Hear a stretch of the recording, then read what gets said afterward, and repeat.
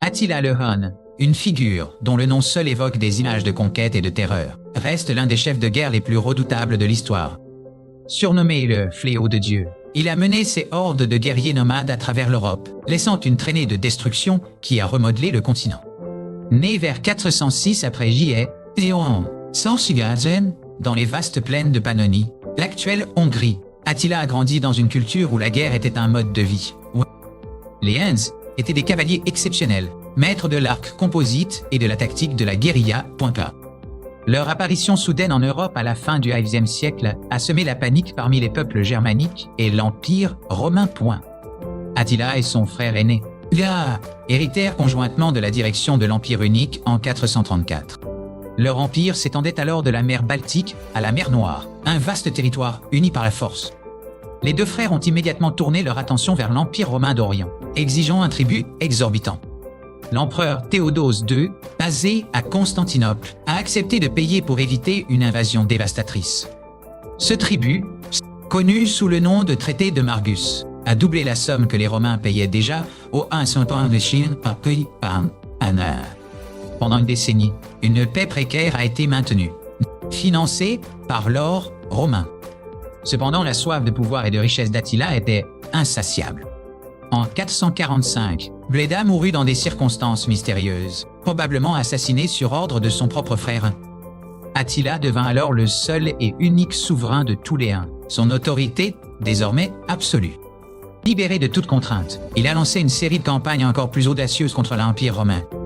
En 447, il a déferlé sur les Balkans, une invasion d'une brutalité sans précédent. Des villes comme Nessu, Serdica et Marcianopolis furent rasées, leur population massacrée ou réduite en esclavage. L'armée romaine d'Orient a tenté de l'arrêter à la bataille de Lutus, mais elle a subi une défaite écrasante. Les Huns ont avancé jusqu'aux portes de Constantinople, semant la terreur dans la capitale elle-même. Théodose II fut contraint de négocier un nouveau traité, encore plus humiliant et coûteux. Attila se tourna ensuite vers l'ouest, son ambition visant désormais l'Empire romain d'Occident. Le prétexte de son invasion fut une lettre d'Honoria, la sœur de l'empereur Valentinien III. Désespérée d'échapper à un mariage arrangé, elle envoya sa bague à Attila, lui demandant de la sauver. Attila interpréta ce geste comme une demande en mariage et réclama la moitié de l'Empire d'Occident comme dot. Valentinien III refusa catégoriquement, fournissant à Attila le casus belli qu'il attendait. En 451, Attila rassembla une armée massive, composée de Huns, d'Ostrogoths, de Gépides et d'autres peuples soumis. Il traversa le Rhin et pénétra en Gaule, mettant à sac des villes comme Metz et Reims. La panique s'empara de la Gaule romaine, les récits de la cruauté d'Attila le précédant. Une coalition improbable se forma pour lui faire face, menée par le général romain Aetius. Aetius, qui avait passé du temps comme otage chez les Huns, connaissait leur manière de combattre. Il rallia à sa cause les Wisigoths, dirigés par le roi Théodoric Ier, ainsi que les Francs et les Alains. L'affrontement décisif eut lieu près de Châlons, dans la bataille des Champs cataloniques. Ce fut l'une des batailles les plus sanglantes de l'Antiquité, un choc titanesque de nations. La cavalerie unique chargea avec sa férocité habituelle, mais se heurta à la résistance déterminée des alliés. Le roi Théodoric fut tué au cœur de la bataille, mais sa mort galvanisa ses guerriers. À la fin de la journée, le champ de bataille était jonché de dizaines de milliers de morts. Attila, encerclé dans son camp de chariots, se prépara à mourir sur un bûcher funéraire fait de selle de cheval. Cependant, Aetius, craignant que la destruction totale des Huns ne renforce trop les Wisigoths, ne donna pas l'assaut final. Il permit à Attila et au reste de son armée de se retirer, une décision stratégique controversée. Bien que tactiquement indécise, la bataille des Champs cataloniques marqua un tournant, brisant le mythe de l'invincibilité d'Attila. L'année suivante, en 452, Attila n'avait pas renoncé à ses ambitions. Il envahit l'Italie, cherchant à se venger et à piller le cœur de l'Empire d'Occident. Des villes comme Aquilée, Padoue et Milan furent brutalement saccagées. Les réfugiés d'Aquilée fuirent vers les lagunes de la côte, fondant ce qui deviendra plus tard la ville de Venise.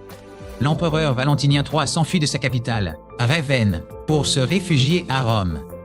L'Italie était à la merci d'Attila, et la route de Rome était ouverte. C'est alors qu'une délégation improbable fut envoyée à sa rencontre, menée par le pape Léon Ier. La rencontre eut lieu près de la rivière, à un moment légendaire de l'histoire. Les détails de leur conversation restent un mystère, mais en histoire et légende. La tradition chrétienne raconte que les apôtres Pierre et Paul seraient apparus en vision à Attila, le menaçant de mort s'il attaquait Rome. Plus prosaïquement, l'armée d'Attila était affaiblie par la famine et les maladies qui ravageaient l'Italie. De plus, les troupes de l'Empire d'Orient menaçaient ses terres natales sur le Danube. Pour une combinaison de raisons, Attila accepta de se retirer d'Italie en échange d'un nouveau tribut. Rome fut sauvée, et le prestige du pape Léon Ier en fut immensément accru. Attila retourna dans son palais en Pannonie, prévoyant de nouvelles campagnes contre Constantinople, mais le destin en décida autrement. En 453, lors de la nuit de noces avec sa nouvelle épouse, une jeune femme nommée Ildiko, Attila mourut. Il fut retrouvé le lendemain matin, gisant dans son lit, noyé dans son propre sang, suite à une hémorragie nasale, massive. Sa mort soudaine et peu glorieuse fut un choc pour son empire. Selon la tradition, ses guerriers se coupèrent les cheveux et se tailladèrent le visage pour le pleurer avec du sang plutôt qu'avec des larmes. Ses funérailles furent grandioses et secrètes. Son corps fut placé dans 3 cercueils, un en or, un en argent et un en fer. L'or et l'argent symbolisaient les richesses qu'il avait conquises, et le fer, sa puissance militaire. Il fut enterré secrètement la nuit, et les esclaves qui avaient creusé sa tombe furent exécutés pour que le lieu reste à jamais inconnu. À ce jour, le tombeau d'Attila n'a jamais été retrouvé, demeurant l'un des plus grands mystères de l'archéologie. La mort d'Attila marqua le début de la fin pour l'Empire unique. Ses nombreux fils se disputèrent sa succession, se partageant l'Empire comme un butin. Cette division interne affaiblit considérablement la puissance des Huns. Les peuples germaniques soumis, comme les Gépides et les Ostrogoths, virent une opportunité de se révolter. En 454, une coalition de tribus germaniques affronta les Huns à la bataille de la Nedaubro. Élac, le fils aîné et successeur désigné d'Attila, fut tué au combat. Cette défaite fut catastrophique pour les Huns, qui perdirent le contrôle de leurs vassaux. L'Empire unique, qui avait terrorisé l'Europe pendant des décennies, s'effondra aussi rapidement qu'il était apparu. Les Huns se dispersèrent, certains rejoignant l'Empire romain comme mercenaires, d'autres retournant vers les steppes d'Asie centrale. En moins d'une génération après la mort d'Attila, le nom même des Huns avait presque disparu de l'histoire européenne. L'héritage d'Attila est complexe et paradoxal. Pour les Romains et leurs descendants, il était l'incarnation de la barbarie et de la destruction aveugle. Son surnom, Flagellum Dei, fléau de Dieu, reflétait la croyance qu'il était un châtiment divin pour les péchés du monde chrétien. Cependant, pour les peuples nomades, et plus tard pour certaines nations comme la Hongrie, il est devenu une figure de légende héroïque. Il est vu comme un puissant unificateur et un chef qui a défié les empires établis. Attila était plus qu'un simple pillard, c'était un politicien et un stratège avisé. Il a su exploiter les faiblesses et les divisions de ses ennemis avec une grande habileté. Son empire, bien que basé sur la conquête, avait une structure administrative pour gérer les tribus et les peuples soumis.